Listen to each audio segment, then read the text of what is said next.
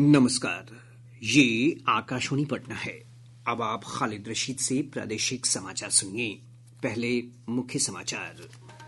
Cabinet ने मुख्यमंत्री नीतीश कुमार की प्रगति यात्रा के दौरान की गई घोषणाओं के लिए 13,000 करोड़ रुपए से अधिक की राशि की मंजूरी दी। विधानमंडल का बजट सत्र 28 फरवरी से होगा शुरू। वित्त मंत्री सम्राट चौधरी 3 मार्च को बजट पेश करेंगे। मुख्यमंत्री नीतीश कुमार की प्रगति यात्रा आज मुंगेर में लगभग 1500 करोड़ रुपए की लागत वाली विभिन्न योजनाओं का करेंगे उद्घाटन और शिलान्यास। और देहरादून राष्ट्रीय खेलों में बिहार के खिलाड़ियों का शानदार प्रदर्शन जारी। साक्षी ने योगा की आर्टिस्टिक स्पर्धा में रजत पदक और जमील अहमद ने लॉन बॉल में कांस्य पदक जीता। अब समाचार विस्तार से। राज्य मंत्रिमंडल ने मुख्यमंत्री नीतीश कुमार की प्रगति यात्रा के दौरान की गई घोषणाओं के कार्यान्वयन के लिए 13,142 करोड़ रुपए की राशि की योजनाओं को मंजूरी दी है। मुख्यमंत्री नीतीश कुमार की अध्यक्षता में हुई कैबिनेट की बैठक के बाद विभाग के अपर मुख्य सचिव डॉक्टर एस सिद्धार्थ ने बताया कि कैबिनेट ने 136 प्रस्तावों को मंजूरी प्रदान की, जिसमें से 82 योजनाएं प्रगति यात्रा के दौरान की गई घोषणाओं से जुड़ी हैं। मंत्रिपरिषद में 136 एजेंडे पे निर्णय हुआ। मुख्य रूप से जो माननीय मुख्यमंत्री जी की प्रगति यात्रा है, उसमें जो नॉर्थ बिहार के जिले हैं, उसमें जो घोषणाएं हुई थी, उसी से संबंधित घोषणाओं पर निर्णय हुए और आज 82 योजनाओं की स्वीकृति हुई। तो कुल 121 में आज 82 योजनाओं की स्वीकृति हुई और पूर्व में 39 योजनाओं की स्वीकृति हुई। तो ये पूरी जो 188 जो योजनाएं हैं, ये करीब 20,000 करोड़ की योजनाएं हैं जो नॉर्थ बिहार के जिलों में जो स्वीकृति हुई। श्री सिद्धार्थ ने कहा कि मार्च महीने में राजगीर में आयोजित की जाने वाली महिला विश्व कप कबड्डी चैंपियनशिप के आयोजन के लिए 8 करोड़ रुपए आवंटन की मंजूरी दी गई। वहीं पटना में सेपक टाकरा विश्व कप के आयोजन को सहमति देते हुए कैबिनेट ने इसके लिए 8 करोड़ रुपए मंजूर किए हैं। महिला विश्व कप कबड्डी चैंपियनशिप 2025 के आयोजन के संबंध में इसमें कुल 8,25,72,000 रुपए व्यय होंगे और इसमें बिहार राज्य खेल अकादमी राजगीर में प्रस्तावित है। ये सेपक टाकरा विश्व कप है, ये 8 लाख है, इसमें स्पॉन्सरशिप मनी है और बाकी आयोजित कुल 8 करोड़ और 13 करोड़ 31 लाख, इसमें 16 कंट्रीज हैं। इसका आयोजन 18 मार्च 2025 से 26 मार्च 2025 होना है पाटलिपुत्रा स्पोर्ट्स कॉम्प्लेक्स में। कैबिनेट विभाग के अपर मुख्य सचिव ने बताया कि मंत्रिमंडल ने पटना के बिहटा स्थित बिहार अग्नि प्रशिक्षण अकादमी के नए भवन के निर्माण के लिए 76 करोड़ रुपए को मंजूरी प्रदान की है। कैबिनेट ने भागलपुर के पीरपैंती में 2400 मेगावाट के थर्मल पावर प्रोजेक्ट की सैद्धांतिक स्वीकृति भी दे दी है। बिहार विधानमंडल का बजट सत्र 28 फरवरी से 28 मार्च तक चलेगा। इस दौरान कुल 19 बैठकें होंगी। राज्य मंत्रिमंडल ने विधानमंडल के बजट सत्र की तिथि पर मुहर लगा दी है। बजट सत्र के पहले दिन 28 फरवरी को राज्यपाल आरिफ मोहम्मद खान दोनों सदनों की संयुक्त बैठक को संबोधित करेंगे। इसी दिन आर्थिक सर्वेक्षण पेश किया जाएगा। उप मुख्यमंत्री सह वित्त मंत्री सम्राट चौधरी 3 मार्च को वित्तीय वर्ष 2025-26 का बजट पेश करेंगे। मुख्यमंत्री नीतीश कुमार प्रगति यात्रा के चौथे चरण में आज मुंगेर पहुंच रहे हैं। इस दौरान मुख्यमंत्री लगभग 1500 करोड़ रुपए की लागत वाली विभिन्न योजनाओं का उद्घाटन और शिलान्यास करेंगे। और ब्यौरा दे रहे हैं हमारे संवाददाता। मुख्यमंत्री नीतीश कुमार की प्रगति यात्रा की शुरुआत तारापुर के रनगांव से होगी। यहाँ मुख्यमंत्री 100 करोड़ की लागत से बनने वाली रिंग रोड का शिलान्यास करेंगे। इसके बाद मुख्यमंत्री ऋषिकुंड के सौंदर्यीकरण से जुड़ी 22 करोड़ की योजनाओं का शिलान्यास करेंगे। मुख्यमंत्री नवागढ़ी उत्तरी पंचायत के चौरण गांव में 438 करोड़ की लागत वाली विभिन्न योजनाओं का उद्घाटन और शिलान्यास करेंगे। इसके बाद वे सदर अस्पताल में 32 करोड़ की लागत से नवनिर्मित 100 बेड के मॉडल अस्पताल और 10 बेड के आईसीयू का लोकार्पण करेंगे। इसके बाद नीतीश कुमार अधिकारियों के साथ समीक्षा बैठक भी करेंगे। इस यात्रा में उप मुख्यमंत्री सम्राट चौधरी, केंद्रीय मंत्री राजीव रंजन सिंह, उपललन सिंह भी शामिल होंगे। आकाशवाणी समाचार के लिए मुंगेर से प्रशांत कुमार सिंह। लोकसभा ने राष्ट्रपति के अभिभाषण पर धन्यवाद प्रस्ताव को स्वीकार कर लिया है। प्रधानमंत्री नरेंद्र मोदी के जवाब के बाद ध्वनि मत से प्रस्ताव को स्वीकार कर लिया गया।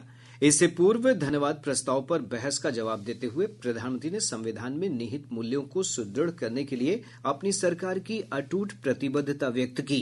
प्रधानमंत्री ने कहा कि उनकी सरकार ने गरीब लोगों के कल्याण के लिए कई कदम उठाए हैं, जिसके परिणाम स्वरूप 25 करोड़ लोग गरीबी से ऊपर उठे हैं।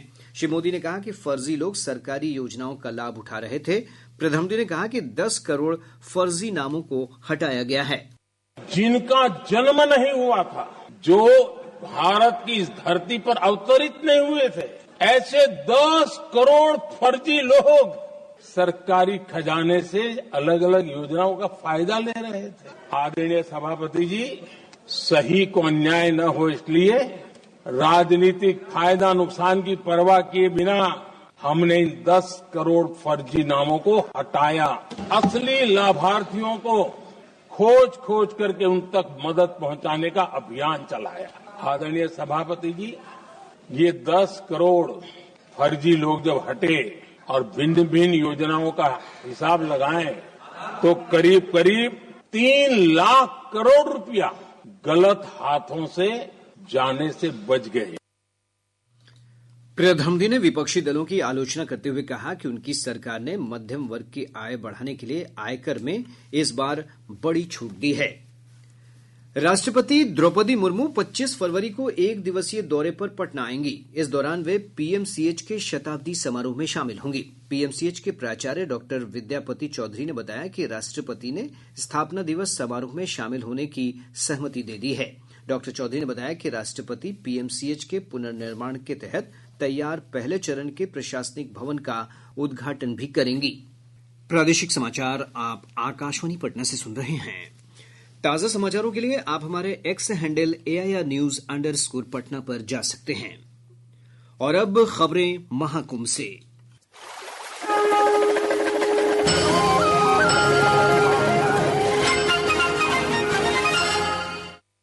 प्रधानमंत्री नरेंद्र मोदी आज उत्तर प्रदेश के प्रयागराज में महाकुंभ मेले में जाएंगे। इस दौरान वे त्रिवेणी संगम में पवित्र स्नान करेंगे। इस अवसर पर मुख्यमंत्री योगी आदित्यनाथ भी उपस्थित रहेंगे। एक रिपोर्ट। विश्व का सबसे बड़ा आध्यात्मिक समागम महाकुंभ देश विदेश से श्रद्धालुओं को अपनी ओर आकर्षित कर रहा है। अपनी यात्रा के दौरान प्रधानमंत्री मोदी गंगा, यमुना और सरस्वती नदी के संगम त्रिवेणी घाट जाएंगे और पूजा अर्चना करेंगे। इसके अलावा वे साधु संतों से भी मुलाकात कर सकते हैं। प्रधानमंत्री ने पिछले महीने की 19 तारीख के मन की बात कार्यक्रम में कहा था कि संगम की रेती पर पूरे भारत के साथ साथ विश्व के लोग जुटते हैं और यह उत्सव विविधता में एकता का प्रतीक है।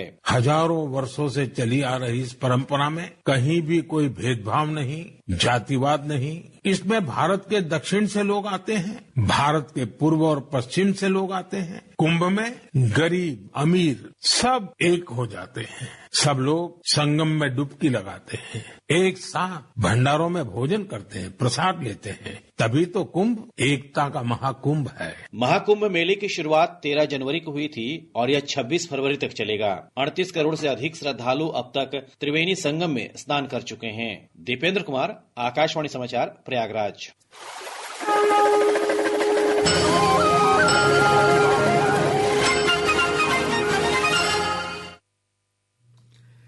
पूर्व मध्य रेल की ओर से महाकुंभ में शामिल हो रहे श्रद्धालुओं के लिए 16 कुंभ मेला विशेष ट्रेन चलाई जाएगी। पूर्व मध्य रेलवे के जनसंपर्क अधिकारी सरस्वती चंद्र ने बताया कि यह ट्रेन कल से शुरू होगी। इसके तहत आनंद विहार पटना, नागपुर दानापुर, रांची टुंडला और भुवनेश्वर टुंडला के बीच अलग अलग तिथियों पर विशेष ट्रेन चलाई जाएंगी। उप मुख्यमंत्री सह खान और भूतत्व मंत्री विजय कुमार सिन्हा ने कहा है कि घर बैठे बालू मंगवाने के लिए पोर्टल बालू मित्र इसी माह शुरू हो जाएगा। उन्होंने पटना में निरीक्षण ऐप को लॉन्च करते हुए कहा कि इस ऐप पर बालू घाटों से लेकर खनन से जुड़ी सभी सूचनाएं और निरीक्षण रिपोर्ट अपलोड की जाएगी। मंत्री ने कहा कि निरीक्षण के लिए विभाग में अलग से अनुसंधान कोषांग बनाया गया है। सामुदायिक स्वास्थ्य पदाधिकारी सीएचओ की ऑनलाइन परीक्षा में हुए फर्जीवाड़ा मामले में आर्थिक अपराध इकाई ईओयू ने मुख्य अभियुक्त आदित्य कुमार उर्फ अंशु को गिरफ्तार कर लिया है। उसकी गिरफ्तारी नालंदा जिले के नगर नौसा थाना क्षेत्र के महानंदपुर गांव से हुई है। इस मामले में यह 38वीं गिरफ्तारी है। बिहार विद्यालय परीक्षा समिति ने मौसम में बदलाव को देखते हुए कल से इंटर की परीक्षा में परीक्षार्थियों के जूते मोजे पहनकर आने पर रोक लगा दी है। बोर्ड की ओर से जारी सूचना के अनुसार 1 फरवरी से शुरू हुई परीक्षा के लिए आज तक जूते मोजे पहनकर परीक्षा केंद्र में प्रवेश की अनुमति दी गई थी। गौरतलब है कि इंटर परीक्षा 15 फरवरी तक चलेगी। परीक्षा में लगभग 13 लाख परीक्षार्थी शामिल हो रहे हैं। उत्तराखंड के देहरादून में खेले जा रहे 38वें राष्ट्रीय खेलों में बिहार के खिलाड़ियों ने योगा और लॉन बॉल स्पर्धा में 2 पदक जीते हैं। पटना की साक्षी ने अल्मोड़ा में आयोजित योगा की आर्टिस्टिक स्पर्धा में रजत पदक प्राप्त किया। वहीं पटना के ही रहने वाले जमील अहमद ने लॉन बॉल अंडर 25 पुरुष स्पर्धा में कांस्य पदक प्राप्त किया है। इधर मुंगेर की अंशिका ने तीरंदाजी की रिकर्व स्पर्धा में झारखंड की कमोलिका बारी को 6-4 से हराकर फाइनल में प्रवेश कर लिया। इसके साथ ही बिहार का एक और पदक पक्का हो गया है।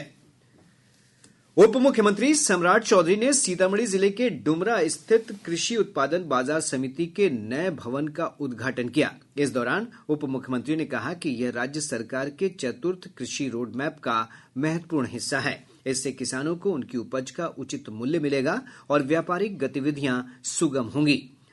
अररिया जिले के जोकीहाट अंचल के राजस्व कर्मचारी मनोज कुमार को अनियमितता के आरोप में जिला पदाधिकारी अनिल कुमार ने निलंबित कर दिया है। बॉलीवुड अभिनेता सोनू सूद ने सहरसा के मोहम्मद सिकंदर के 3 बच्चों की पढ़ाई की जिम्मेदारी ली है। दिल्ली स्थित इंडिया गेट पर एक फिल्म की शूटिंग के दौरान सोनू सूद ने मोहम्मद सिकंदर को पॉपकॉर्न और कैंडी बेचते देखने के बाद उनकी मदद का फैसला किया। अब पटना से प्रकाशित प्रमुख समाचार पत्रों की सुर्खियां। आज के सभी समाचार पत्रों ने राज्य मंत्रिमंडल के फैसले की खबरों को प्रमुखता से प्रकाशित किया है।